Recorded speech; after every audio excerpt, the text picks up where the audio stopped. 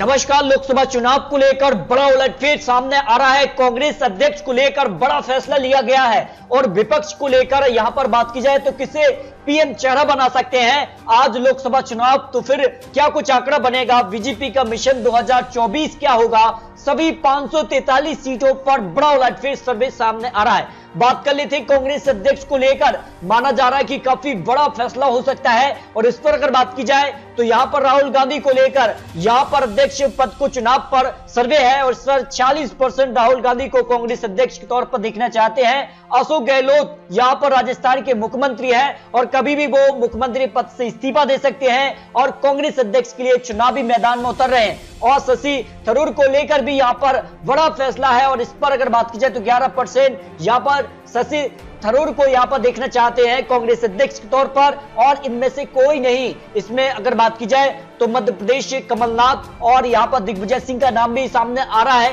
तो माना यह जा रहा है कि अशोक गहलोत कहीं ना कहीं कांग्रेस अध्यक्ष के लिए काफी स्ट्रॉन्ग दिखाई दे रहे हैं। लेकिन 2024 के लिए विपक्ष से पीएम कौन हो सकता है, इस पर भी सर्वे के सामने आंकड़े आ चुके हैं और इसमें राहुल गांधी 23%, अरविंद केजरीवाल 18%, नीतीश कुमार 12%, ममता बनर्जी 6%, केसीआर 2%, अन्य की बात की जाए तो 10% नाम आते हैं। और ऐसे में माना यह जा रहा है कि कहीं ना कहीं कांग्रेस के अलावा अगर यहां पर जिसका से राहुल गांधी के अलावा अगर बात की जाए अन्य उम्मीदवार यहां पर अध्यक्ष बनते हैं तो फिर बड़ा उलटफेर हो सकता है 2024 को लेकर। इस पर आम आदमी पार्टी भी बड़े बड़े दावे करती नजर आ रही है 2024 को लेकर। तो इस पर महत्वपूर्ण सर्वे के आंकड़े भी सामने आ चुके हैं और भारत जोड़ो यात्रा से कांग्रेस को फायदा होगा या नहीं, क्योंकि जिस कार से उन्होंने यहां पर इस यात्रा को शुरू किया है इससे कहीं ना कहीं कांग्रेस को जबरदस्त फायदा होता नजर आ रहा है। लेकिन नीतीश कुमार विपक्ष से एकजुट करने में कामयाब होंगे क्योंकि लगातार बड़े यहां पर विपक्षी नेताओं से बातचीत कर रहे हैं और पीएम चेहरे के तौर पर अपने को यहां पर 2024 के लिए रख रहे हैं। लेकिन राहुल गांधी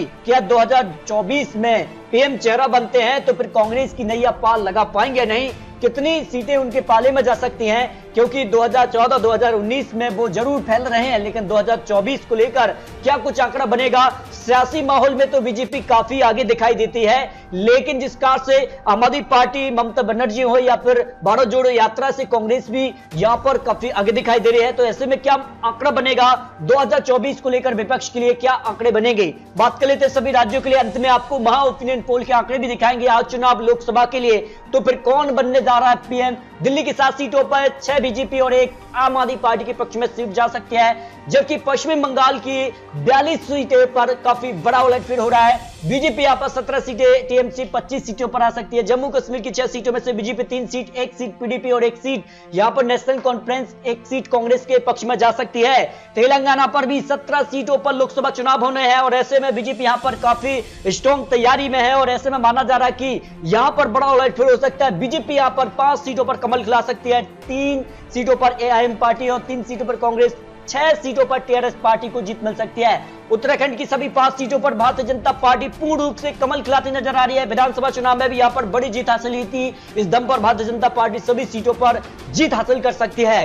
हरियाणा की 10 सीटों में से बीजेपी 6 सीट, कांग्रेस के हिस्से में 4 सीटें जा सकती हैं। केरल की 20 लोकसभा सीट महत्वपूर्ण हो जाती है और यहां पर बीजेपी 1 सीट पर खाता खोल सकती है, कांग्रेस 10 सीट, जबकि एलडीएफ के खाते में 9 सीट जाने की संभावना हो सकती है। मेघालय की 2 सीटों में बात की जाए तो दोनों सीटों पर भारतीय जनता पार्टी यहां पर कमल खिला रही है। अरुणाचल प्रदेश की 2 सीटों पर भी पूर्ण रूप से भारतीय जनता पार्टी की यहां पर जीत हो सकती है। पंजाब की 13 लोकसभा सीट महत्वपूर्ण हो जाती है इस चुनाव के लिए और बीजेपी 2 सीट, जबकि कांग्रेस 5, आम आदमी पार्टी 4 सीट, श्रोमणी अकाली दल के खाते में 2 सीट जा सकती हैं। छत्तीसगढ़ की 11 सीटों में से भारतीय जनता पार्टी को यहां पर 8 लोकसभा सीट जा सकती है, जबकि कांग्रेस के हिस्से में 3 लोकसभा सीट पर जीत मिल सकती है। गुजरात की 26 लोकसभा सीट भी महत्वपूर्ण हो जाती है क्योंकि गुजरात में विधानसभा चुनाव को लेकर जिस प्रकार से यहां पर बड़े बड़े वादे अब किए जा रहे हैं उसका असर गुजरात लोकसभा चुनाव में भी देखने को मिलेगा।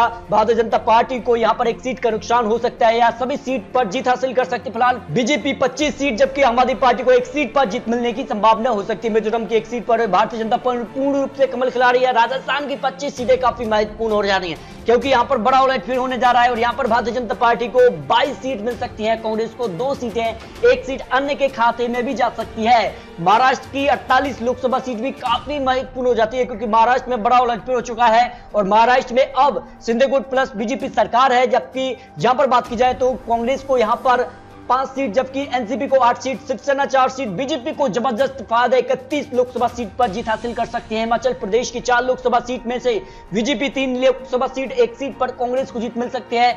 लक्षद्वीप की 1 सीट पर कांग्रेस को जीत मिलने की संभावना दिखाई दे रही है। इसके अलावा सिक्किम की 1 लोकसभा सीट पर भारतीय जनता पार्टी को जीत मिल रही है। गोवा की दोनों सीटों पर भारतीय जनता पार्टी पूर्ण रूप से कमल खिलाती नजर आ रही है। जो लेटेस्ट सर्वे के आंकड़े यहां पर निकलकर सामने आ रहे हैं, क्योंकि त्रिपुरा की 2 लोकसभा सीट की भी बात कर लेते हैं तो दोनों सीटों पर भारतीय जनता पार्टी पूर्ण रूप से कमल खिलाती नजर आ रही है। असम की 14 लोकसभा सीट भी काफी महत्वपूर्ण हो जाती है और यहां पर भारतीय जनता पार्टी 12 लोकसभा सीट, जबकि यहां पर कांग्रेस को एक सीट पर एआईयूडीएफ के पक्ष में जाने की संभावना हो सकती है।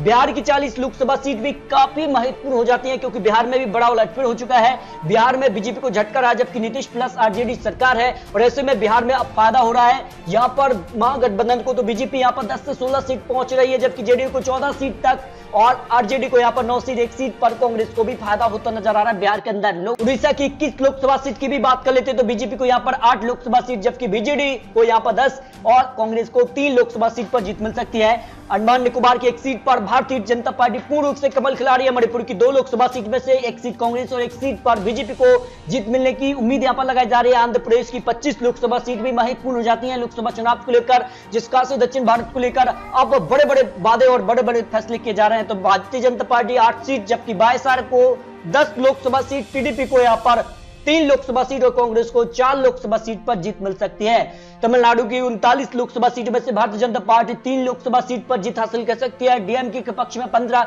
एआईडीएमके के पक्ष में भी 15 लोकसभा सीट, कांग्रेस को 4, अन्य की बात कीजिए 2 लोकसभा सीट जा सकती है। और लोकसभा चुनाव को लेकर सबसे महत्वपूर्ण माना जाता है उत्तर प्रदेश से ही होकर जाते केंद्र को सरकार, और उत्तर प्रदेश में भारतीय जनता पार्टी विधानसभा में बड़ी जीत हासिल की। इस हिसाब से लोकसभा में भी भारतीय जनता पार्टी को करीब 70 लोकसभा सीट पर जीत मिल सकती है, जबकि समाजवादी पार्टी 7, बीएसपी को 2 लोकसभा सीट, 1 सीट पर कांग्रेस को जीत मिल सकती है। चंडीगढ़ की 1 लोकसभा सीट पर भी भारतीय जनता पार्टी पूर्ण रूप से कमल खिला सकती है। कर्नाटक की 28 लोकसभा सीट की भी बात कर लेते हैं तो यहां पर बात की जाए तो भारतीय जनता पार्टी को 20 लोकसभा सीट, जेडीएस को 3 और कांग्रेस को 5 लोकसभा सीट पर जीत मिल सकती है। मध्य प्रदेश की 29 लोकसभा सीट की बात कर लेते हैं, क्योंकि अगले साल मध्य प्रदेश में विधानसभा चुनाव है और ऐसे में बीजेपी को यहां पर करीब 25 लोकसभा सीट पर जीत मिल सकती है। 1 सीट बीएसपी और 3 सीट पर करीब कांग्रेस को जीत मिल सकती है।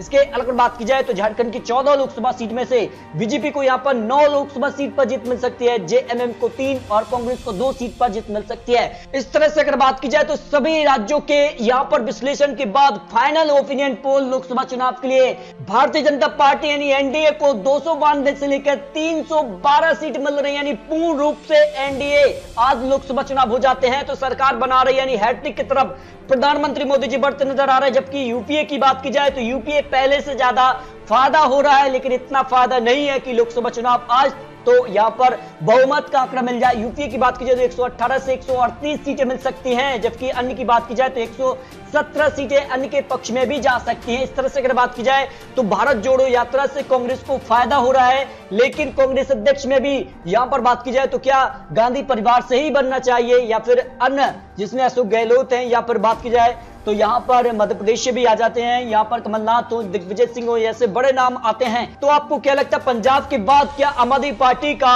जो कद है वो बढ़ने वाला है लोकसभा चुनाव को लेकर, जिस कार के बड़े बड़े वादे किए जा रहे हैं? तो अपनी राय कमेंट बॉक्स जरूर किए। क्या प्रधानमंत्री मोदी जी हैट्रिक की तरफ बढ़ने वाले हैं या फिर विपक्ष पलटवार करेगा 2024 को लेकर? क्योंकि ये तो चुनावी आंकड़े, चुनावी अनुमान है, आने वाले वक्त में और भी बड़े बदलाव देखने को मिलेंगे। तो अपनी राय कमेंट बॉक्स जरूर किए। मिलते हैं सटीक महत्वपूर्ण लेटेस्ट अपडेट के साथ, तब तक के लिए जय हिंद, जय भारत।